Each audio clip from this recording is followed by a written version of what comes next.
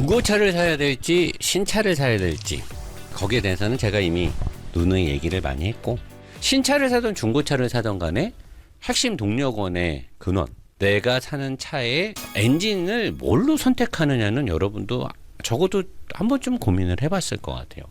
가솔린 엔진이 있고 디젤 엔진이 있고 전기차가 있죠. 전기차도 있고 하이브리드가 뭔지는 대충 알죠. 이제 웬만한 사람들이 다 알아요. 근데 그냥 하이브리드가 있고 플러그인 하이브리드가 있고 마일드 하이브리드가 있어요. 원래는 예전에는 얘네들이 없을 때, 전기차나 하이브리드가 없을 때는 가솔린 중에 NA 엔진을 살 것이냐, 터보 엔진을 살 것이냐, 슈퍼차저 엔진을 살 것이냐, 아니면 디젤 엔진을 살 것이냐를 갖고 고민을 했었죠. 근데 지금은 이제 가솔린에서 NA 선택은 거의 불가능해졌고 슈퍼차저 선택도 거의 불가능해졌기 때문에, 그래도 이제 가솔린 엔진 중에 NA 엔진 MPI 방식이 있고 직분사 터보가 있는데 요거는 제가 설명을 할 거고, 디젤 엔진 있고 하이브리드 마일드하브 플러그인 하이브리드를 얘기를 할 겁니다. 그러면 이 얘기를 한번 제가 오늘 칠판에서 하는 내용을 잘 들어보고 굉장히 여러분들한테 도움이 많이 될 거라 생각을 합니다.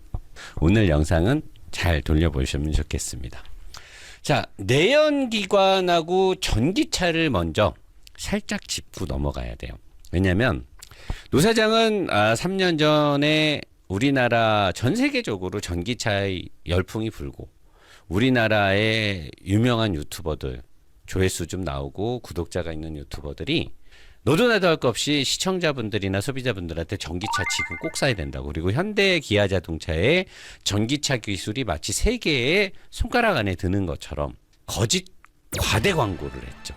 그들은 사실 그 당시에는 거짓이라고 생각하지 못했을 거예요. 왜냐하면 자기들도 그렇게 자료를 받았으니까. 근데 그게 거짓이라고 말하는 건 좀 억지가 있는 것 같고 과대 광고였던 거죠. 과대 광고. 저는 그 당시에 전기차를 밀지 않았죠. 좀 더 두고 봐야 된다. 그리고 만약에 전기차의 시대가 오고 전기차가 그렇게 좋아진다라고 하면 3, 4년 뒤에 가서 선택해도 늦지 않는다. 그러니까 내가 전기차를 그 당시에 사지 말라고 하진 않았어요. 전기차의 시대가 오는 건 맞지만 지금은 아니니까 나중에 사고, 나는 내연기관차가 앞으로 더 좋아지고 더 안정적이기 때문에 굳이 전기차를 지금 살 필요는 없다라고 설파를 했던 사람이죠. 저는 지금도 전기차를 별로 좋아하지 않죠. 근데 전기차를 제가 완강하게 부인할 수는 없어요. 왜냐하면 환경오염이라든가 여러 가지 측면, 특히나 에너지 효율적인 점, 물론 지금 전기차가 쓰는 리튬이온 배터리가 에너지 밀도가 아직은 낮아서 배터리의 효율성에서는 문제가 있을지 몰라도 전기차 자체로만 놓고 봤을 때 내연기관에서의 열효율, 제가 늘 말하잖아요. 자동차는 사람들이 그래요. 피스톤이 이렇게 연료를 넣고 폭발을 하니까 폭파 에너지로 가는, 폭파 에너지라는 건 없고, 자동차는 이렇게 엔진 블럭 안에서 피스톤이 빵빵빵빵 터지면서 이 열 에너지가 있어요. 열 에너지. 열이 얼마나 나고 그 열을 얼마만큼 효율적으로 운동 에너지로 전환해서 쓰느냐인데, 열 효율 에너지가 얼마나 날까? 그러니까 만약에 100% 기름을 꽉 채웠다고 생각을, 그 연료 탱크에 연료를 디젤이 됐던 가솔린이 됐던 100% 연료를 채웠어요.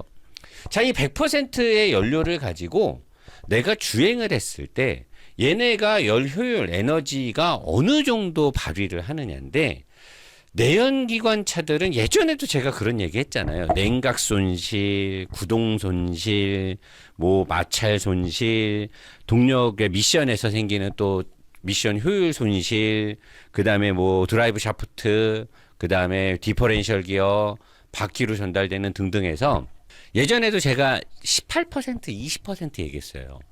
이 연료를 때워서 엔진 안에서 100%의 힘이 터졌다라고 했을 때 그 100%의 열 에너지를 바퀴를 굴리는데 몇 퍼센트를 쓰냐? 과거에는 18% 정도 썼었어요. 근데 지금은 효율이 많이 올라갔죠. 직분사라든가 터보라든가 그다음에 미션의 회전비 전달에서의 로스도 많이 줄이고 해서 지금은 22% 내외까지 효율이 올라갔어요. 쉽게 말해서 5분의 1 정도의 효율을 쓰는 거예요. 발전소에서 석탄을 넣어갖고 발전했다고 그게 100% 전기 에너지로 전환되진 않아요. 그러니까 이 에너지 효율적인 측면을 계산하는데 이거 뭐 정확하진 않겠죠. 근데 대략적으로 내연기관이 가솔린 엔진에서 보면 약 22% 내외의 효율을 보이고 있습니다. 근데 요즘에 하이브리드라든가 정속주행을 걸었을 때라든가 특정 조건에서는 40% 이상까지도 열 효율이 나오기도 해요. 근데 이건 완전히 특정 조건이고 일반적으로는 100%이 힘을 딱 22% 정도 쓰고 나머지는 다 버리는 거예요. 열로 방출되고 뭐 마찰 에너지로 다 방출되기 때문에 열 에너지 효율적인 측면에서는 그렇게 좋다라고 보기는 어렵죠. 근데 전기차 있잖아요. 우리가 타는 아이오닉 5, 테슬라 뭐 이런 애들은 에너지 효율이 배터리를 이제 100% 충전을 하잖아요. 그럼 100% 충전할 때 충전하면서 8%에서 10% 정도는 충전하면서 손실이 생겨서 없어져요. 그러니까 내가 전기 100%를 꽉 채우는데 10,000원을 썼는데 그 10,000원 중에서 1,000원 정도는 충전을 하면서 자연적으로, 왜냐면 충전을 하면서도 에너지 열 관리를 해야 되고 여러 가지가 있기 때문에 거기서 10% 날아가고, 구동을 하면서 감속기라든가 모터라든가 이런 데서 한 18% 정도 날아가고, 냉난방 손실이 있는데 여름철이나 봄가을철에는 냉난방 손실이 2%에서 5% 미만인데 겨울에 이제 히터를 세게 틀게 되면, 특히나 날씨가 추워져서 히트 펌프의 작동 범위를 넘어서는 추위를 가게 되면 히트 코어를 코일을 가열해 갖고 이 난방을 해야 되기 때문에 그때는 급격하게 효율이 떨어져요. 그래서 난방 손실로 15%가량을 뺏기기도 해요. 그래서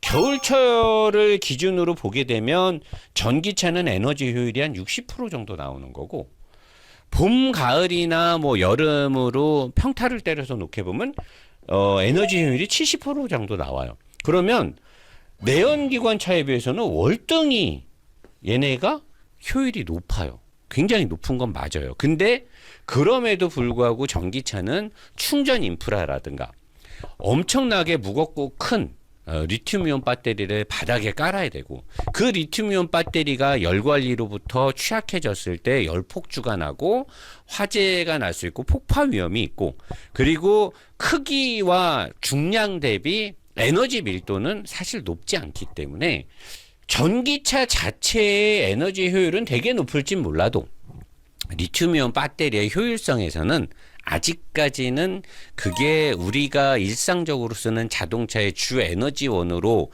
인정받기에는 아직은 좀 갈 길이 멀다라고 저는 생각을 해요. 그래서 오늘은 전기차는 일단은 배제를 시키고 갑니다. 왜? 효율이 높은 거 다 인정. 전기차가 앞으로 미래에 뭐 대체 에너지가 될 수 있을 거다라는 가정에 제가 강력한 부인은 하진 않기 때문에 노 사장은 전기차 무조건 아니다라고 말한 적이 없습니다. 일단은 뒤로 빼자는 거죠. 전기차는 지금 설 자리가 아니고, 지금 내연기관의 가솔린과 디젤과 마일드 하브, 플러그인 하브, 그 다음에 일반 하이브리드의 효율성이라든가 운용 능력이 굉장히 좋기 때문에 오늘은 그 부분에 대해서만 일단 얘기를 할 거예요. 자, 일단은 엔진에서 MPI 엔진, NA 엔진 얘기하고 뭐 직분사 엔진, 이건 뭐 여러분들한테 지금은 중요하진 않은데, 지금 직분사 시스템, 이 실린더 안에 인젝터를 꽂고 여기다가 연료를 분사를 해버려요. 전에는 흡기에서 공기가 들어갈 때 섞여서 같이 들어가는데, 이렇게 되면 연소실의 압축 온도, 피스톤이 상사점까지 올라가서 불꽃을 빵 터뜨려 갖고 피스톤이 연료가 빵 터지면서 피스톤이 내려가면서 힘을 얻는 건데, MPI 자연흡기 방식으로 인젝터를 이쪽에서 연료를 혼합해서 이렇게 넣으면 이미 공기와 연료가 섞인 상태에서 들어가니까 그 상황에서 압축을 세게 하게 되면 불꽃을 점화하기 전에 폭파 행정이 일어날 수가 있어요. 온도가 올라가면서 연소실의 온도가 공기 온도가 5, 600 정도 올라가면서 터질 수도 있기 때문에 MPI 엔진은 압축을 세게 하지 않았어요. 대신에 MPI 엔진은 구조가 단순하고 카본때도 덜 끼고 여러 가지 장점이 있었는데, 여기서 말하는 에너지 효율을 높이기 위해서, 에너지 효율이 왜 2차 세계대전 당시에 디젤 엔진이 가솔린보다 효율이 좋다 그랬어요? 왜 디젤 엔진이 가솔린보다 이산화탄소 배출량이 적다고 했겠어요? 이산화탄소 배출이 적다라는 건 같은 힘을 낼 때 연료를 덜 집어넣기 때문이에요. 디젤의 특성이 이산화탄소나 일산화탄소가 덜 나오는 게 아니고 비슷한 힘을 만들어낼 때 디젤이 연료를 더 덜 넣어요. 왜 덜 넣느냐? 압축비를 올려서 공기와 연료의 혼합 비율의 차이를 크게 벌리기 때문에 공기를 훨씬 더 많이 넣고 연료를 더 조금 넣어서 폭파 행정을 더 세게 만드는 거예요. 이거 압축을 세게 했으니까. 근데 그렇게 했을 때 나쁜 점은 연소실 안의 온도가 높이 올라가기 때문에 질소산화물이 많이 나오게 돼요. 그래서 디젤 엔진이 인체에 유해한 1급 발암물질이 나온다고 하는 이유가 이 압축 온도를 올리기 때문에 그런 건데, 어쨌든 이 압축 온도를 올리면 에너지의 효율은 올라갑니다. 그래서 직분사 시스템, 직분사 GDI 엔진이 나오고 나서 이 MPI 엔진이나 NA 엔진에 비해서 열 효율이 올라가니까 힘도 세지고 연비에 관련된 측면도 같이 업그레이드가 된 거예요. 그러면서 내구성이나 장고장이나 엔진의 생산 단가가 올라가는 단점이 같이 따라왔어요. 자, 이게 이제 가솔린 엔진인데, 이런 엔진에서 터보 차저가 추가가 돼요. 요즘은 우리가 다 터보를 타죠. 엔진이 행정을 하면서 4사이클의 흡입압축 폭발 배기를 하면서 배기가스가 나가는데, 배기가스가 나가는 힘이 세니까 이 나가는 힘으로 임팔라, 이 터빈을 돌리는 거예요. 터빈 안에 있는 프로펠러를 돌려서 반대편에 흡기 쪽에 연결된 프로펠러를 하나 더 달아서 얘가 돌면서 프로펠러를 돌리면서 힘을 만들어내, 와류를 만들어내는 거죠. 선풍기처럼. 그래서 걔가 들어온 공기를 강제로 세게 엔진으로 넣으니까 엔진 안에 더 많은 공기가 들어가니까 연료를 조금 더 해가지고 더 큰 힘을 만드니까 터보 엔진이 힘이 세지는 거예요. 근데 터보 엔진을 달았더니 힘이 세지고 터보를 달아야 되고 오일을 좋은 거를, 왜냐면 엔진이 힘이 세지고 엔진 온도가 올라가니까 더불어서 엔진의 생산 단가가 막 올라가요. 그리고 배기 라인에서 터보를 돌리다 보니까 여기가 뜨겁잖아. 그러니까 이 뜨거운 공기가 그대로 들어가게 되면 공기를 많이 넣으면 뭐하나? 공기가 뜨거워지면 밀도가 낮아지죠. 공기가 차가워야 밀도량이 높아지면서 우리가 겨울에 산속이나 스키장에서 담배 빨면 담배 맛이 기가 막히잖아요. 왜? 빨아당기는 공기 안에 산소가 많기 때문에 추우니까 공기의 밀도가 높아지니까 담배를 스키장이나 산속에서 피우면 담배가 그래서 맛있는 거예요. 많은 산소가 같이 들어오니까. 마찬가지로 터보차도 여기에 뜨거운 공기를 많이 때려 넣으면 뭐해? 공기가 뜨거우면 밀도가 낮아지니까 같은 최적 안에 산소의 양이 너무 적은 거죠. 그래서 인터쿨링을 통해서 공기 흡입되는 공기의 온도를 낮춰서 산소의 밀도량을 높이는 거예요. 그래서 밀도를 높게 해서 이렇게 딱 넣어주는 게 이게 터보 엔진인데, 자, 이렇게 예전에 공냉식으로 앞에 범퍼 밑에 우리 튜닝카들이나 분노의 질주 보면 앞에 범퍼 밑에 보면 이렇게 라디에이터 달려 있잖아요. 은색으로 이렇게 넓적하게 도시락통이. 근데 얘가 달릴 때는 찬바람을 막 맞으니까 인터쿨링 효과가 되게 좋았어. 근데 시내 주행을 하거나 속도가 빠르지 않은 상태에서 RPM을 막 올리게 되거나 또는 부피가 너무 크니까 장착하는데 어려움도 있고 여러 가지. 그러니까 이제 또 발전을 해서 어떻게 순행식 인터쿨러를 단 거야. 앞에 우리 에어컨 냉매 있는 쪽에 짧은 작은 라디에이터를 달아서 여기다 물을 흘려가지고 물을 시원하게 한 다음에 이 물을 이쪽으로 보내. 그리고 터보에서 과급된 뜨거운 공기가 여기 시원해진 인터쿨링을 바로 물로 시원하게 만든 냉각 핀들을 통과하면서 바로 엔진으로 들어가니까 구조가 간단해지고 제어가 쉬워져요. 이게 이제 순행식 인터쿨러예요. 근데 진짜 효율은 공냉식 인터쿨러가 달리는 차들한테 왔다시 좋아요. 그냥 이 지방이에요. 공냉식이.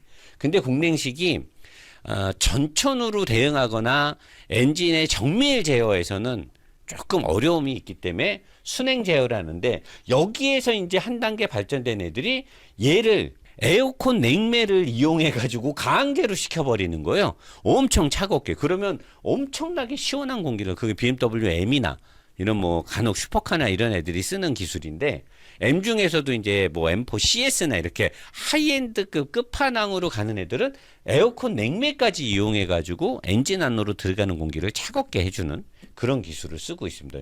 요런 게 이제 우리가 지금 쓰고 있는 가솔린 엔진이에요. 굉장히 좋아요. 힘도 좋고. 근데 얘네들이 이제 단점이 있죠. 디젤처럼 압축비를 높였기 때문에 엔진 자체에 고유 진동도 있고 엔진이 복잡해지고 오일이라든가 카본 슬러지라든가 여러 문제가 생기는데 이제 가장 큰 문제는 이 터보라는 게 결과적으로는 엔진의 RPM이 어느 정도 올라가줘야 배기가스가 나가는 힘이 생길 거 아닙니까? 여러분 차가 가만히 서 있을 때 뒤에 머플러에다 이렇게 손 갖다 대보세요. 머플러에서 나오는 배기가스 압력이 별로 안 세잖아요. 그러니까 약하게 나오는 배기가스로는 이 터빈을 세게 돌릴 수가 없는 거예요. 이 터빈을 세게 못 돌리니까 엔진 안으로 공기를 세게 밀어넣지를 못해. 그걸 터보렉이라고 하는 거예요. 터보렉이라고 말 들어봤죠. 우리가 터보 탈 텐데 막 급가속을 하다 갑자기 브레이크를 밟았다가 악셀을 밟으려고 할 때 처음에 힘이 하고 나오는 거야. 하고 올라간단 말이야 힘이. 왜? 낮은 RPM에서는 터보가 세게 안 도니까 그때는 공기 공급이 제대로 안 되는 거야. 그러니까 내가 원하는 시점에 힘이 팍 균일하게 플랫하게 나오질 않아요. 터보 렉이 있는 거야. 터보가 일정의 부스트 압력을 만들어내기 전까지는 터보 렉이라는 게 존재해요. 이제 이런 것들을 개선하고자 플러스 연비 효율. 내가 아까 얘기했던 내연기관의 열 효율이 굉장히 낮잖아요. 5분의 1 토막밖에 안 되기 때문에 이 내가 100% 기름을 꽉 채워서 이 100%의 기름을 태워서 엔진 안에서 100이라는 힘이 만들어졌는데 이 100이라는 힘을 최대한 많이 바퀴를 굴리는데 써야 되는데 20%밖에 못 쓰니까 얘를 더 쓰기 위해서 머리를 이게 굴리고 해서 만든 게 마일드 하이브리드예요. 마일드 하이브리드. 마일드 하이브리드는 뭐냐면 낮은 RPM에서 터보 레그가 생기고 낮은 RPM에서 악셀을 좀 세게 밟아야 차가 좀 가니까 그때 기름을 많이 먹는 거야. 그러니까 이 알터네이터 발전기죠. 제네레이터라고 하는데 이 제네레이터를 조금 개량을 해가지고 평상시에 엔진이 돌 때는 얘가 엔진의 겉벨트에 딸려 돌면서 발전을 해요. 전기를 막 생성을 해. 근데 트렁크에 있는 12V 배터리로도 충전을 하지만 여기 보면 보라색 선이 돼 있는 거는 앞쪽에 있는 48V 배터리가 또 따로 있어요. 트렁크에는 12V 배터리가 있고 그러면 얘가 컨버팅을 하겠죠. 컨버팅 같은 거를 통해서 평상시에는 12V 배터리를 충전도 하겠지만 우선순위로는 48V를 또 충전을 하겠죠. 그럼 이 48V는 전압이 얘보다 곱절 이상 높잖아요. 4배 이상 높으니까 전기 모터가 전기를 필요로 하는 건 볼트와 용량 암페어겠죠.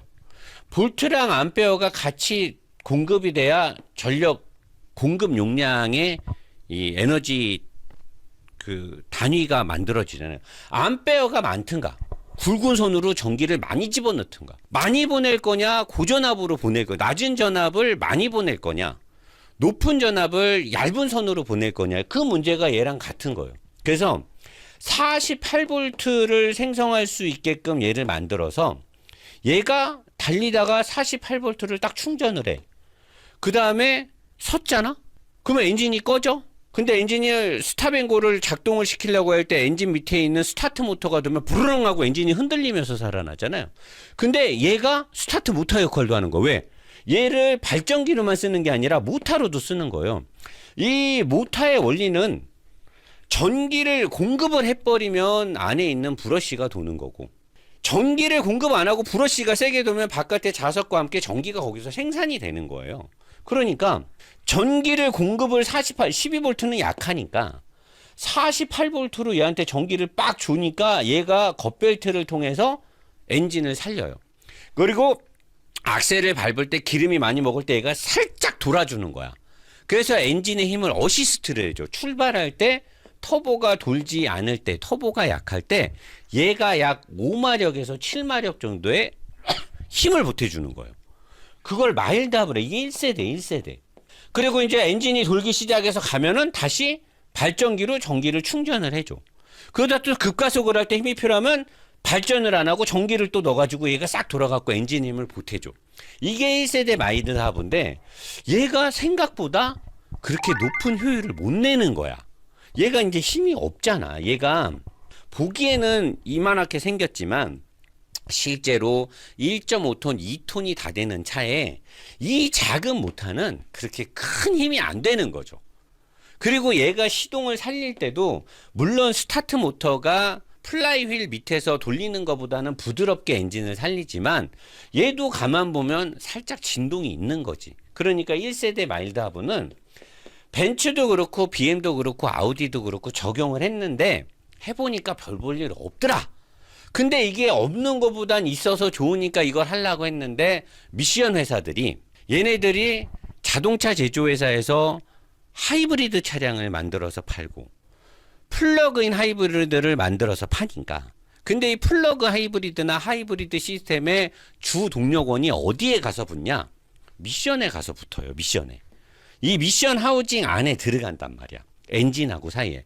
하이브리드 시스템은 모터랑 엔진이랑 결합된 두 가지의 각각 다른 것들이 붙는 걸 하이브리드라고 하는데 하이브리드의 전기 모터의 동력원은 엔진 안에 들어갈 수가 엔진 안에 들어갈 데가 어딨어. 엔진이 도는데. 전기 모터는 어디에 바퀴에다 단다. 인일 모터가 뭐 좋다? 나도 옛날에 그럴 거다 생각해보니까 현가 질량이 너무 무거워서 안 돼요. 인일 모터는 현가 질량 때문에 안 돼. 그거는 안 돼. 차라리 모터가 그냥 그 디퍼렌셜 쪽에 있는 게 좋지 바퀴 안으로 들어가는 건 무거워서 안 된단 말이에요. 그래서 모터를 보통은 미션 안에 넣어요. 아니면 미션 뒤쪽에 넣든 어떤 식으로 해서 하이브리드를 만드는데 미션 회사들이 하이브리드나 플러그인 하이브리드의 모터 시스템이 미션 하우징 안쪽에 들어와서 미션과 같이 결합돼서 이렇게 작동을 하니까 이거 되게 좋은데 근데 이 모터를 좀 줄이면 어떨까? 이 모터를 좀 줄이고 하이브리드나 플러그인 하이브리드는 뒷좌석 밑에 큰 배터리가 있어야 되고 트렁크 쪽에 큰 배터리가 있어야 되는데 그렇게 무겁게 갈 필요 없이 굳이 전기 모터로 갈 필요 없이 지속적으로 엔진을 도와주고 엔진이 기름 많이 먹는 상황에서만 어시스트를 해주고 시동을 부드럽게 아예 플라이휠이 그냥 전체가 돌면서 시동이 걸리면 어떨까? 왜? 이미 하이브리드랑 플러그인 하이브리드가 이렇게 만들어서 생산을 미션 회사들은 하고 있었으니까. 게트락이 됐던 ZF가 됐던 뭐 아이신이 됐던 모그워너가 됐던 이미 하이브리드 차량을 팔고 있었으니까. 그러니까 1세대의 마일드 하브는 자동차 제조회사에서 만들었단 말이에요.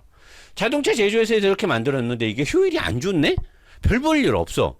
그러니까 미션 회사에서 지들이 플러그인 하이브리드나 일반 하이브리드를 만드는데 야 이거 씨발 모터를 좀 줄이면 말이야 이것이야말로 궁극의 마일드 하이브리드가 되는 거 아닐까? 그래서 모터가 미션 안에 들어가면서 이제 마일드 하이브리드가 나와요.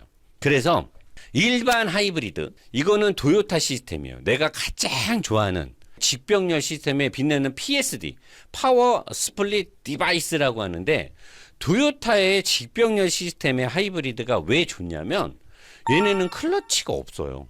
엔진의 이 플라이휠 바로 앞쪽에 여기 뭐 다판이라고 봐야 되나 아무튼 플라이휠 바로 앞쪽에 얘네는 여기에 모터 발전기가 들어가요. 엔진이 돌면 일단 발전기가 그냥 돌아요.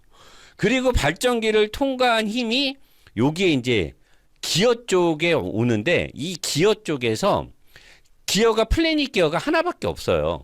그리고 뒤에 있는 거 동력을 분배하는 엔진 거를 쓸 거냐 전기 모터 거를 쓸 거냐를 분배하는 기어가 붙어 있는데 이 플래닛 기어 하나에서 기어비를 6단 7단 만들어내는 건 이 전기 모터랑 같이 둘이서 꿍짝꿍짝 이 짬짬이를 해서 기어비를 만들어서 메인 링 기어를 돌려서 이쪽에서 이제 드라이브 샤프트가 나가고 동력원을 만들어내는데 얘네가 내구성이 진짜 좋을 수밖에 없는 게 클러치도 없고 토크 컨버터도 없고 그냥 엔진이 돌면 발전기가 앞에서 돌아. 엔진이 도는 순간 발전이 되는 거예요. 그래서 얘네가 발전 용량이 되게 세요. 그리고 나서 뒤에 배터리의 전기가 어느 정도 차면 걔가 이 주 동력원 전기 모터에 전기를 공급해서 얘로도 가고 엔진이 수시로 돌기 때문에 엔진하고 같이 링기어를 통해서 바퀴를 돌려요.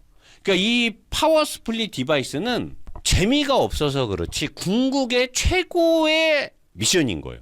망가질 게 없어요. 내구성도 무궁무진한 거죠. 그냥 도요타가 이걸 만들었어. 근데 혼다는 이게 예전에 이제 얘네가 이거를 특허를 걸어 놓으니까 혼다는 전기 모터가 얘네는 직렬 우선식의 직병렬 시스템을 쓰니까 전기 모터가 엄청 커요. CVT 벨트가 걸려 있어요. 여기 벨트.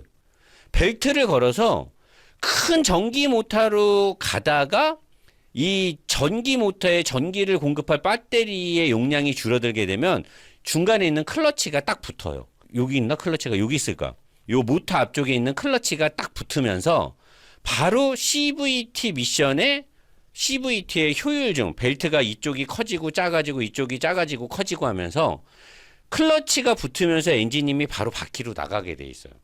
요게 이제 일반 하이브리드인데 도요타가 쓰는 PSD, 혼다가 쓰는 직렬 우선식의 CVT 미션. 이거는 이제 아우디나 벤츠나 BM이 쓰는 미션 안쪽에 전기 모터. 미션 안쪽에 전기 모터는 엔진이 이쪽에 있으면 요 가운데에 답한 클러치가 있어요. 습식 답한 클러치가 있고 엔진에서 나오는 힘이 습식 답한 클러치를 통해서 뒤에 있는 여기 습식 답판 있죠.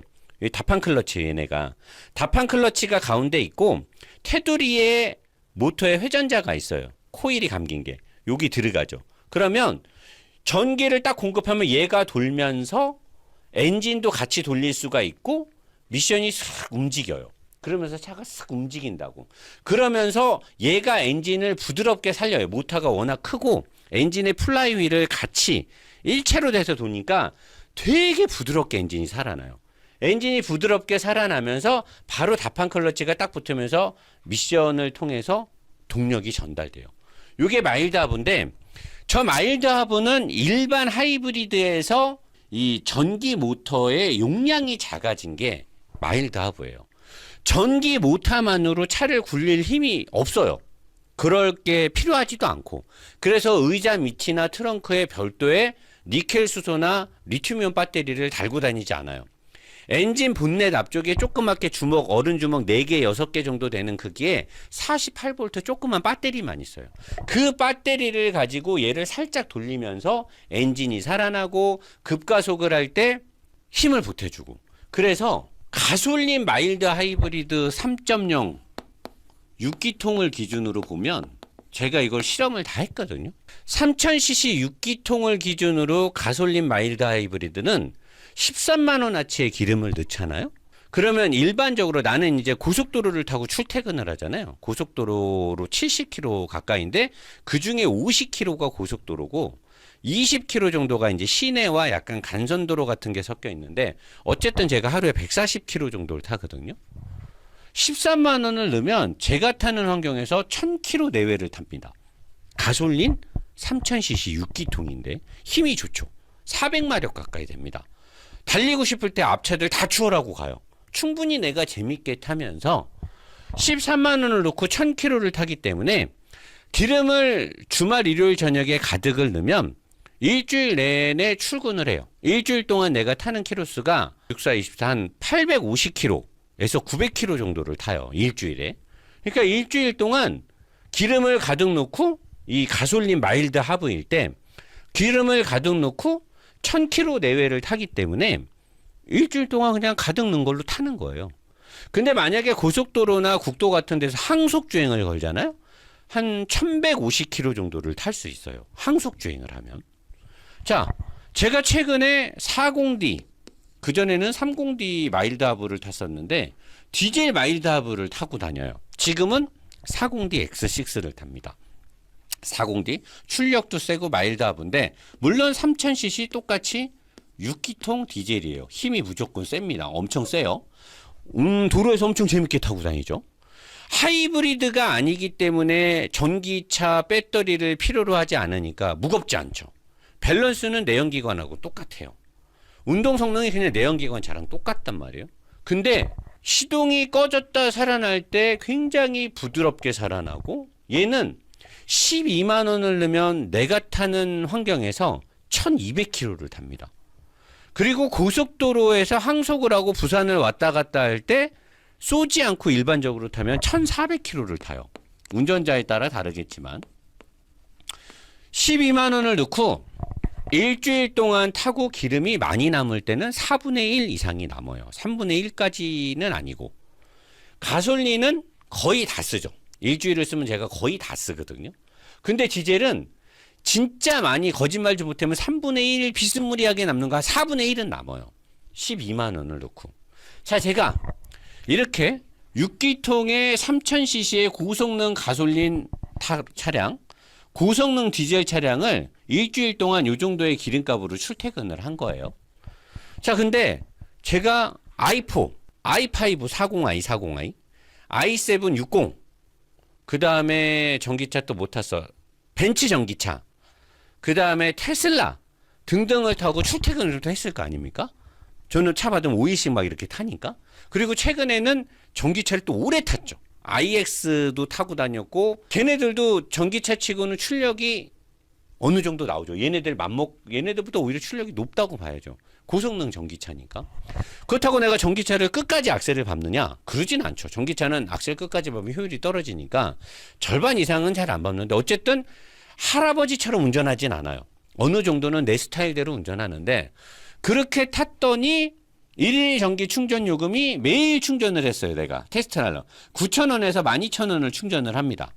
일반 완속 충전기로 7kWh로 밀어넣는, 걔네들이 실제로는 5kW 정도로 들어가는데, 일반 충전기에 일반 충전 카드로 충전을 했더니 하루에 9,000원에서 12,000원 정도가 들어가요. 평균으로 계산하면, 왜냐면 좀 살살 달릴 때도 있고 차가 많이 막혀. 전기차는 막히면 막힐수록 전비가 좋아요. 막 달릴 때 전비가 떨어지거든요. 평균 10,000원 잡으면 돼. 10,000원. 6일을 타잖아. 그러면 6만 원이 6만 원. 6만 원. 전기차로 출퇴근을 했더니 일주일에 제가 6만 원을 쓴 거예요. 디젤로 출근하면 얼마 쓸 것 같아요? 한 9만 원에서 왔다 갔다 나오겠죠. 가솔린은 한 11, 2만 원 나올 거예요. 그러면 일반적인 내연기관의 400마력짜리 차, 가솔린, 뭐 터보 엔진, 일반적인 디젤차 300마력짜리랑 비슷한 또는 더 힘이 나오는 전기차랑 비교를 한다라고 하면, 그때는 얘네가 이만큼의 연비가 안 나오겠죠. 근데 지금 나오는 마일드 하브들은 내연기관하고 그냥 똑같아요. 내가 전기차를 탄다, 하이브리드 차를 탄다는 느낌을 받을 수가 없습니다. 왜?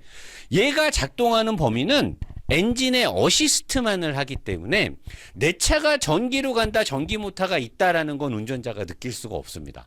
내 차가 어디에 전기가 있어? 아니, 내 차에 전기 모터가 있다고? 못 느낍니다. 그냥 오리지널 내연차예요. 오리지널 내연 가솔린 터보차고 오리지널 터보 디젤차예요. 근데 마일드 하브가 들어간 거잖아요. 연비랑 이산화탄소, 일산화탄소, 질소산화물의 배출물들이 확연하게 떨어집니다. 환경규제 대응에서 되게 유리해지면서 엄청난 연비가 나와요. 이거는 나 혼자만 테스트한 거면 내가 신빙성이 없으니까 여러분 앞에서 칠판에서 당당하게 얘기를 할 수 없습니다. 우리 게러지에 오는 많은 최근에 벤츠나 BM의 마일드 하브를 타는 오너분들이 저한테 와서 오일을 바꿀 때 저한테 연비가 미쳤다리 하면서 저한테 늘 얘기를 해준 거예요. 그리고 그 사람들의 트립 컴퓨터에 있는 평균 연비를 보면 정말 말도 안 되는 연비가 찍혀 있습니다. 근데 그 사람들이 정말 살살만 다니느냐? 그렇진 않다는 거예요. 저는 살살만 다니는 사람이 아니잖아요. 제가 직접 증명을 했고 많은 차주분들이 저한테 알려준 거예요. 그러면 전기차를 사야 될 이유가, 물론 싸죠. 어떻게 보면 2배, 어떻게 보면 3배 가까이 싼 건데 처음 살 때 더 비싸잖아요. 그리고 지금 충전에 대한 불편함이 있죠. 앞으로 전기차의 행방이 어떻게 될지 모르죠. 나중에 배터리에 어떤 전기 모터나 감속기에 어떤 리스크가 어떻게 터질지를 몰라요. 무엇보다도 내가 전기차를 연달아 탄 걸로 쭉 연결하면 한 6개월을 탔거든요. 편한 것도 엄청 편하고 조용하고 좋은데 뭔가 전기차를 탈 때 운전이 일단 즐겁지가 않아요. 그리고 늘 충전에 대한 스트레스가 있고, 집에 들어갈 때 만약에 남은 전기차 배터리의 용량이 50%가 안 되잖아요. 불안해요. 왜냐면 나 같은 경우는 50%가 안 되면 그 다음날 하루를 편하게 쓸 수가 없어요. 왜냐면 내가 출퇴근할 때 최소 30% 이상을 써요. 그러니까 50%가 남아있으면 나는 다음날 딱 출퇴근만 해요. 출퇴근 시에 뭐 차가 막힌다던가나 무슨 일이 생기면 이제 똥줄 타게 생긴 거예요. 무조건 충전을 해야 돼. 근데 하필이면 내가 오늘 밤에 일이 있어서 늦게 끝나고 어디 들렸다 와서 배터리가 50% 미만이야. 근데 집에 갔더니 아파트에 다 충전기에 전기차가 물려 있는 거야. 그러면 이제 미치는 거죠.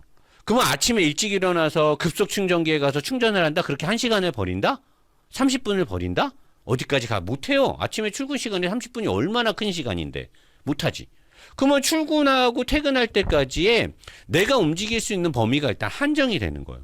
부지런하고 급한 일이 없고 행동 반경이 뻔하고 나 다니면서 그 어플 찾아다니면서 그냥 충전하고 이런 거 괜찮아.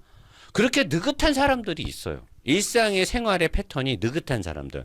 그런 사람들은 불편한지 모를 거. 근데 이런저런 스케줄이 뒤죽박죽하고 성격 좀 급하고 나처럼 배터리 용량 얼마 없으면 불안하고 매일 이동거리 길고 이런 사람들은 전기차 타면 은근히 압박을 받아요. 충전에 대한 압박을 받고 뭔가 모를 운전에 심심함이 있어요. 차가 무겁기 때문에 회피 기동성이라든가 격하게 몰았을 때 자체를 제어하는 거에 있어서 내연기관에 비해서는 상당히 좀 버거워요. 부담스럽고. 그래서 저는 전기차를 안 좋아하는데 어쨌든 이렇게 내 기준에서 보면 전기차의 충전 요금이 월등히 싸니까 전기차를 탈 만하다. 마일드 합을 타니까 전혀 그렇지 않던데? 라고 저는 생각이 드는 거예요. 물론 전기차보다 많이 들지만 이 돈으로 내가 얼마나 편하게 살 수 있는데. 그래서 나는 이런 게 크게 다가오질 않아. 그러니까 나는 더더욱더 전기차를 안 보게 되는 거. 자, 이게 지금 마일드 하브의 장점인데 마일드 하브는 내연차랑 거의 똑같은데 전기 모터로 못 가요. 그래서 어떤 사람들이 노 사장님 그래도 하이브리드면 전기 모터로 좀 가야 되는 거 아닙니까? 그래서 일반 하이브리드가 있죠. 일반 하이브리드는 전기 모터로 일단 가요. 슬슬슬슬 움직이면서 많이 갈 때는 2km도 가요. 전기 모터로. 이 신호등에서 다음 신호등까지도 가죠. 그리고 엔진이 살아나서 충전하고 뭐하고 막 하는데 하이브리드는 연비가 잘 나올 수밖에 없죠. 전기 모터가 늘 도니까. 근데 단점이 트렁크에 일단 적든 크든 간에 배터리가 들어가야 돼요.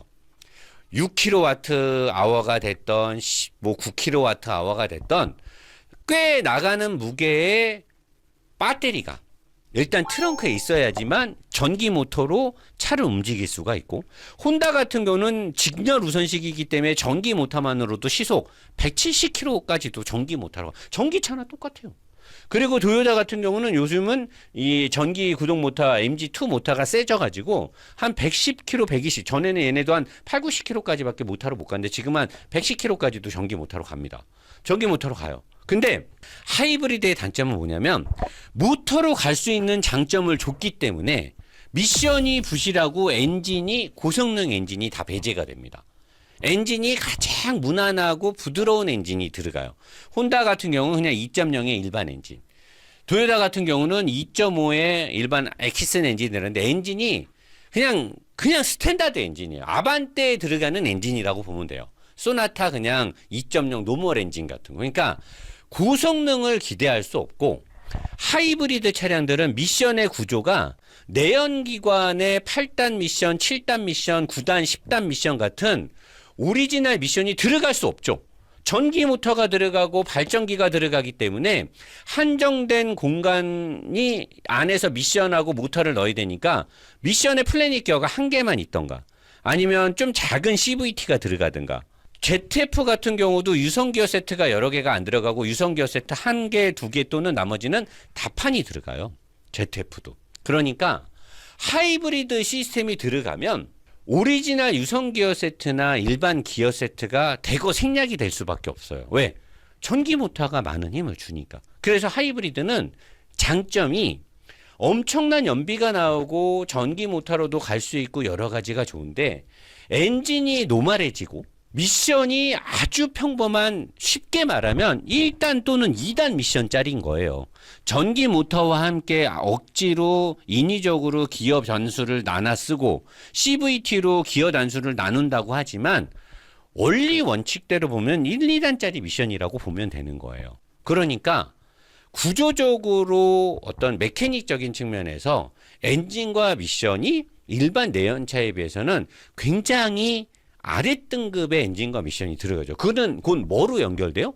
운전을 하면서 운전이 재미없다라는 걸 느끼게 되죠. 내 차의 심장, 엔진, 힘의 동력을 이게 힘을 만들어주는 동력원이 굉장히 단순한 구조로 돼 있는 거예요. 그러니까 타면서 재미가 없는 거야. 그래서 차를 좋아하고 달리는 사람들은 하이브리드를 안 사죠. 여기에 플러스 플러그인 하이브리드로 가면 어떻게 되냐? 전기 모터가 더 커져요. 거의 전기차 수준의 70%에 육박하는 엄청난 전기 모터가 들어오고 엄청난 배터리.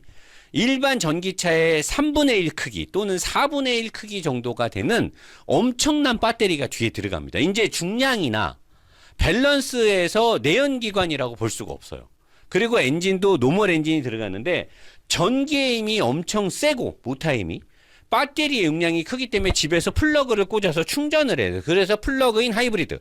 보통 3시간, 4시간 완속 충전기 충전하면 꽉 차거든요. 그러면 전기만 가지고 살살 타면 80km를 갑니다. 그냥 일반적으로 타도 60km를 가요. 일반 서울에서 출퇴근하는 사람들은 집에서 충전해서 나오면 출퇴근이 가능합니다. 전기 모드로만. 전기차처럼 탈 수가 있어요. 그리고 엔진이 살아나면 같이 힘을 만들어내니까 힘도 세죠. 대신에 똑같이 하이브리드처럼 미션의 구조가 단순하고 더 나아가서는 차가 많이 무거워졌기 때문에 역동적으로 달리기가 어려워지죠. 그리고 모터의 우선권이 있기 때문에 모터가 차지하는 비중이 크니까 엔진이나 미션을 치밀하게 만들질 않아요. 그래서 전기로만도 왔다 갔다 하는데 하이브리드 차량들은 전기로만은 왔다 갔다 못하니까 전기로만 왔다 갔다 할 수 있게 플러그인 하브를 만들어 준 건데 나는 플러그인 하브는 그렇고 보면 전기차를 타지. 그럼 플러그인 하브 타는 사람들은 그래요. 전기차는 노선이 충전하는 거 불편하잖아. 그렇기 때문에 플러그인 하브를 타면 충전을 못하게 되면 엔진으로 얼마든지 갈 수 있기 때문에 난 스트레스가 없다. 그럴까? 아니에요. 플러그인 하브가 더 열심히 존나게 충전해요. 왜? 더 열심히 전기로 다니고 싶어. 왜? 기름을 쓰기 싫은 거 사람이 쫌생이가 돼요. 더 열심히 전기해서 전기차 타는 오너들보다 더 열심히 더 진짜 악랄하게 충전을 합니다. 내가 플러그인 하브를 타면서 내가 반성을 했어. 씨발 내가 지금 뭐 하는 짓이지 이게? 아니 이럴 거면 씨발 전기차를 타야지. 더 악랄해진다니까 사람이. 어떻게든 엔진을 안 살리려고 그러고 어디를 갈 때도 누가 뭐 만나자 그래. 근데 그 거리가 90km야? 그러면 안 만난다 그래. 왜? 전기로 못 가.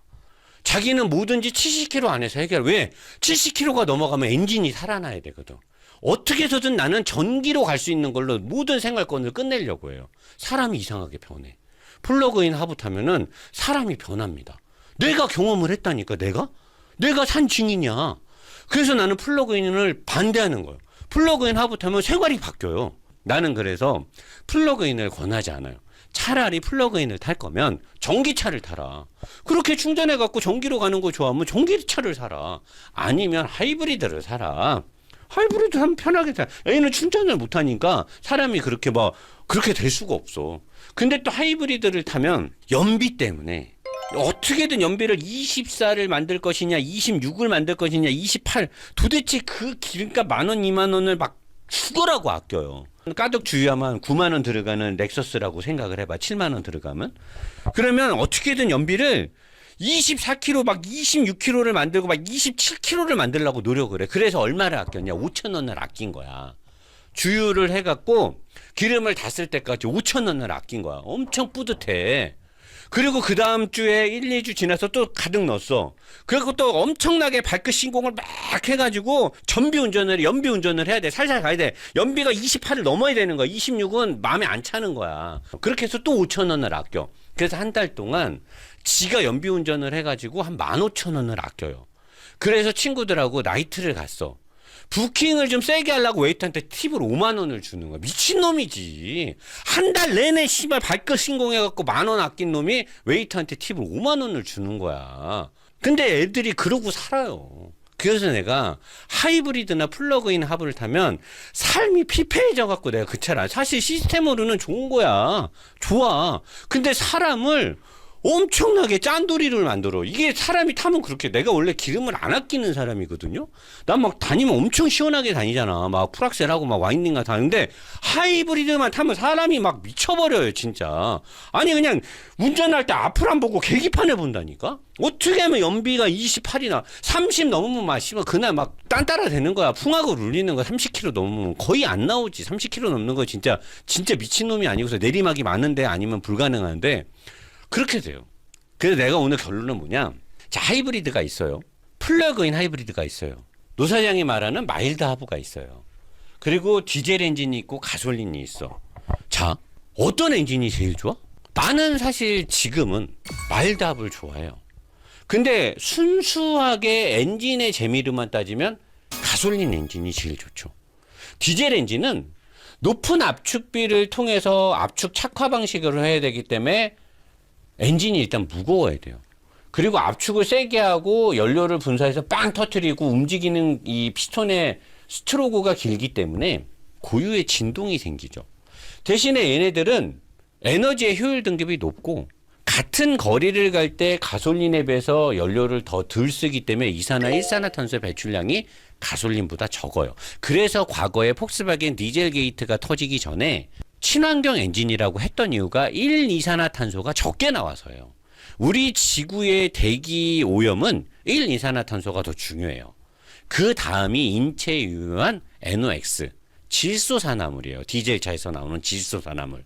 그리고 매연, 끄름, 그 다음에 뭐 다른 그 오염 물질들인데 대기의 오염을 줄이는 데는 가솔린보다는 디젤이 더 유리합니다. 근데 디젤은 연소실의 온도가 높아져요. 정확한 수치는 제가 화학을 전공하지 않았기 때문에 모르겠지만 우리가 대기 중에는 질소가 있습니다. 질소가 있어요. 이산화탄소도 있고 일산화탄소도 있고 많죠. 여러 가지의 요소가 있는데 행정 과정에서 압축을 세게 해서 폭파 온도가 올라가서 폭파 온도가 뭐 600도, 700도 이상이 넘어가면 여기에 있는 질소가 질소 산화물로 변해요. 그래서 그 질소 산화물을 없애기 위해서 후처리 방식을 만들어 놓고 SCR 같은 거를 놔서 거기에 질소 산화물이 걸리게 하고 그리고 거기에 연료를 후적 분사를 해서 질소산화물을 태우고 없애고 했는데 그럼에도 불구하고 질소산화물이 많이 나오니까 제2 환원 촉매라고 해서 후처리 시스템이 강화가 된 거죠. 그래서 요소수 분사 장치를 달고 SCR 쪽에다 포집 필터를 달아서 거기에 요소수를 뿌려서 거기서 질소산화물을 요소수와 섞어서 산화시키고 그래서 지금은 디젤 엔진들이 질소산화물의 배출량이 월등히 적어진 거예요. 출력을 많이 내면서도. 그리고 엔진의 기술이 좋아지면서 연료의 분사량을 조금 더 넣어요. 옛날보다. 연료의 분사량을 줄이면 줄일수록 디젤은 힘도 세지는데 연비도 좋아지는데 대신에 질소산화물이나 매연이 생길 수밖에 없으니까 연료의 분사량을 살짝 늘립니다. 그래서 폭파의 온도를 줄이고 힘은 조금 덜 내게 하더라도 친환경적으로 엔진을 만드는 거예요. 그러면서 출력이 부족하거나 많은 공기를 또 같이 집어넣어 주거나 터보를 달아서 활성화를 하려고 했는데 터보렉이 존재하고 악셀을 세게 밟을 때 혹시라도 연료를 많이 붓게 돼서 매연이 나오거나 문제가 생기니까 디젤들도 지금은 마일드 하브가 이렇게 붙는 거예요. 어차피 가솔린 엔진에 또는 디젤 엔진에 공급하는 ZF 또는 벤츠에서 만드는 9G, 아우디에 공급하는 ZF나 보그워너의 미션이 어차피 하이브리드를 생산하면서 안에 모터가 들어갔기 때문에 이 들어간 시스템을 대량 생산하게 되면 코스트를 낮출 수 있으니까 과거에는 디젤이 낮은 RPM에서 토크가 있으니까 굳이 하이브리드의 어시스트를 받을 필요가 없다 그랬는데 그렇기 때문에 일반 하이브리드와 플러그인 하브는 디젤에다가 붙일 필요가 없는 거예요. 왜? 디젤 엔진 자체의 효율성이 있기 때문에. 근데 디젤 엔진도 터보레그는 존재하고 디젤 엔진도 악셀을 밟을 때 그 순간에 어시스트에 연료를 많이 넣어야 되고 그리고 시동을 껐다 살아나는 스탑앤고의 활성화 시스템에서 진동이 생기고 하니까 어차피 생산하는 거 디젤에도 넣자. 그래서 지금은 디젤에도 마일드 하브가 들어가는 거예요. 디젤 엔진들 최근에 나오는 벤츠나 BMW는 디젤 엔진도 이렇게 마일드 하브가 들어갑니다. 그래서 이 시스템이 디젤 엔진을 엄청 부드럽고 좋게 만들어줘요. 그래서 엄청난 연비가 나와요. 단 디젤 엔진이든 가솔린이든 마일드 하이브가 들어가면 단점이 하나 생길 수 있어요. 요 안에 다판 클러치가 들어가요. 우리가 제가 ZF 미션을 좋아하는 건 뭐요? 미션의 정교함이나 효율 전달성, 에너지, 힘, 회전을 전달함에 있어서 효율성이 높아서 좋아하는 거잖아요. 토크 컨버터나 토크 컨버터 안에 있는 락업 클러치가 굉장히 똑똑하게 작동하기 때문인데, 하이브리드나 마일드 하브나 플러그인은 이 전기 모터가 그 자리에 들어가기 때문에 여기다 토크 컨버터를 넣을 수가 없어요. 그래서 내가 카니발 하브 리뷰할 때도 DCT 얘기를 했을 때 사람들이 노사장 저 비응신 차도 모르는 게 오토미션이다 이 비응신아 6단 오토다 그러는데, 하이브리드 시스템이 들어가는 순간 토크 컨버터의 자리가 없어요. 토크 컨버터의 자리에 모터가 들어가는 거거든요. 토크 컨버터를 넣을 수가 없어요. 그리고 구조상 토크 컨버터로 동력을 어떻게 전달할 건데 모터가 있는데. 그래서 하이브리드나 플러그인이나 마일드 하브는 토크 컨버터가 들어가고 가운데에 다판 습식 클러치가 들어가요. ZF라고 해서 용가리 통뼈가 아니잖아요. 어쩔 수 없이 얘네도 다판이 들어가야 되는 거예요. 그래서 이 다판 클러치의 수명이 좌지우지 되는데, 이 수명을 극적으로 올릴 수 있는 게 ZF는 포르쉐의 더블 클러치를 제공했던 게 이 시스템이에요. DCT. ZF가 포르쉐의 PDK를 납품했던 회사예요. 얘네는 습식 다판의 노하우나 내구력이 있죠. 그리고 여기에 동력이 붙고 떨어지는 거에 프로그램 로직을 이 전기 모터와 뒤쪽에도 유성 기어 세트가 아니라 뒤쪽도 다판과 비슷한 기어 시스템이 들어가는데, 이 효율성과 다판의 원 내구성 그리고 전기 모터의 프로그램 로직이 좋으면 여기 있는 다판 클러치의 내구성이 좋아지겠죠. 제가 카니발 하이브리드가 앞으로 한 3년 안에 제 느낌에는 미션에 문제가 터질 것 같은 불길한 예감이 드는데, 현대자동차, 기아자동차는 8단 DCT 미션의 내구성에 이미 문제점이 제기가 됐었어요.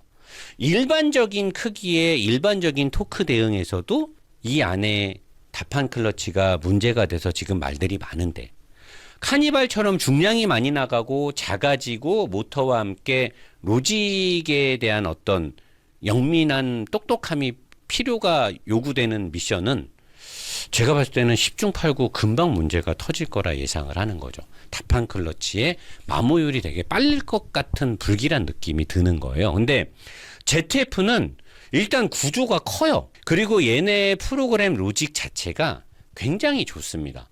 그래서 나는 얘네도 물론 토크 컨버터에 비해서는 내구성이 떨어지겠지만, 나는 그래도 ZF를 믿는 바가 있고, 포르쉐 PDK 미션에서 보여준 내구성이 있기 때문에 나는 얘네들의 미션은 좀 믿어요.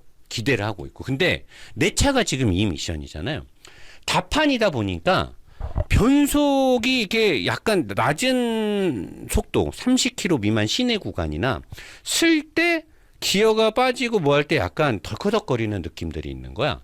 내가 타는 마일드 하브의 다판 클러치가 붙고 떨어지는 거에 덜컥거림이 너무나 싫은 거야. 이 좋은 차가 달릴 때는 너무 좋은데 시내 주행할 때 덜커덕 하는 느낌이 있는 거야. 벤츠처럼. 그래서 내가 실험적으로 어차피 90% 이상은 성분이 같아요. 미션 오일들은 ROT가 됐든 갤브 ZF가 됐든 나인지가 됐든 그 변화의 폭이 별로 안 커요. 잘못 넣었다고 해서 절대 안 망가집니다. 내가 다 실험해봤어요.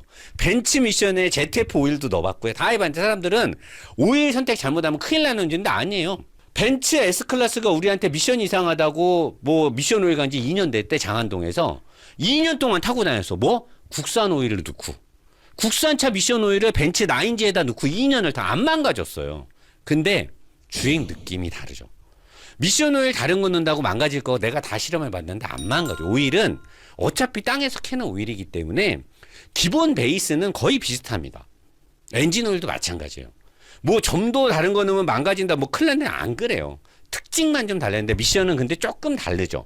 토크 컨버터가 있고 DCT가 있고 하기 때문에 요게 좀 다른데, 제가 그래서 그러면 이 DCT의 다판 점도와 토크 컨버터의 유체 점도가 얼마나 차이가 납니까? 생각보다 차이가 좀 나더라고. 근데 그 차이를 완벽하게 인간이 느끼려면 새거 조립할 때처럼 오일이 한 방울도 없는 상태에서 다른 오일을 넣어야 돼요. 그러면 인간이 많이 느낀다는 거야. 제조사가 처음에 만들었을 때 그 스펙하고 완전히 다른 오일이 들어가니까. 근데 이미 제조사에서 생산돼서 나온 오일들은 오일이 100% 빠질 수가 없어요. 그리고 내가 미션 오일을 갈 때 어떤 카센터는 그래요. 뭐 토크 컨버터 있는 것도 뭐 순환식으로 어떻게 빼고 어떻게 빼는데 미션 오일은 다 빼는 게 좋은 게 아니에요. 미션 오일은 주행거리가 어느 정도 됐을 때 오일을 정말 다 빼고 다시 새 거를 다 넣잖아요. 그랬을 때 미션이 이상 증세를 보일 확률이 되게 높습니다. 미션 오일은 적어도 지가 기본적으로 있는 오일에서 자리를 잡은 그 특성이 있기 때문에 남아있는 오일이 어느 정도는 있는 게 좋아요. 15%가 됐던 20%가 됐던 30%가 됐던 간에 일반적으로 지가 원래 쓰던 오일이 남아있는 게 좋아. 오염이 됐다 하더라도. 근데 밑에 하부에 드레인콕을 열고 팬을 뜯고 빼게 되면 많게는 70%까지 빠지고요. 적게도 60% 이상은 빠지게 돼 있어요. 그리고 시간을 더 두게 되면 80% 가까이 빠지죠. 근데 강제로 뭘 잡아 빼고 불어 넣고 해갖고 토크 컨버터 있는 것까지 다 뺀다? 그리고 아예 새 거가 들어간다? 미션 느낌이 안 좋아질 확률도 꽤 높습니다. 원래 남아있는 오일이, 원래 쓰던 오일이 좀 있는 게 좋아요. 근데 나는 아예 DCT, 여기가 DCT인데 원래 ZF 미션이니까 ZF의 갤브 오일의 점도를 난 되게 좋아하거든요. 그래서 갤브를 넣고 싶은 거야. 넣으면 망가지냐? 여기저기 백방으로 알아봤는데 망가질 확률이 거의 없더라고. 그런데다가 나는 어차피 이 마일드 하부 미션은 미션 하부가 일반 ZF 8단하고 달라요. 지금 현재 국내에는 미션 하부 팬도 나오지도 않았고, 그래서 하부 팬도 못 뜯어. 그러니까 어차피 오일 빼봤자 3점 몇 리터밖에 안 나와요. 전체 오일이 8점 몇 리터가 들어가 있는데 빼봤자 3, 4리터밖에 안 나오는 거야. 빼고 ZF 오일을 넣은 거예요. 와, 지금 내 차가 미쳤습니다. 변속 충격이 아예 없습니다. 그냥 전기차예요. 그러니까 이게 오일의 특성이 미션에서도 엄청나게 큰 역할을 수행한다는 거죠. 그래서 내가 우리 게러지에 오는 다른 손님들 중에 저보다 연배 좀 있으신 사장님 있는데 전화해서 자랑했죠. 저 이렇게 했더니 너무 좋아. 바로 다음날 오셨어요. 바로 갈아드렸죠. 서비스로 디포일도 내가 공짜로 갈아줬어요. 전화 왔어요. 집에 가시면서. 너무 좋다고. 그 다음날 또 전화했어요. 괜찮아요? 너무 좋대. 그러니까 이게 미션 오일도 엔진 오일처럼 정말로 좋은 오일을 잘 넣으면 정말 주행 느낌 하늘과 땅 차이로 벌어집니다. 갑자기 좀 말이 샜는데 저는 그래서 지금에 나오는 디젤 엔진을 좋아합니다. 이제는. 저는 원래 가솔린 엔진을 좋아하는 사람이에요. 근데 저는 이제 디젤 엔진 좋아합니다. 타면서. 근데 아직도 가솔린을 더 좋아하는 건 사실입니다. 그리고 지금에 나오는 가솔린 엔진과 디젤 엔진은 저는 하이브리드와 플러그인 하부는 무겁고 밸런스가 안 좋아해서 싫어했던. 나는 자동차는 기본의 아키텍처, 기본의 설계 구조를 되게 중요시하는 사람이기 때문에 무거워지고 뒤쪽에 배터리를 달고 이런 거 싫어했단 말이에요. 원천적으로. 근데 연료 효율은 좋잖아.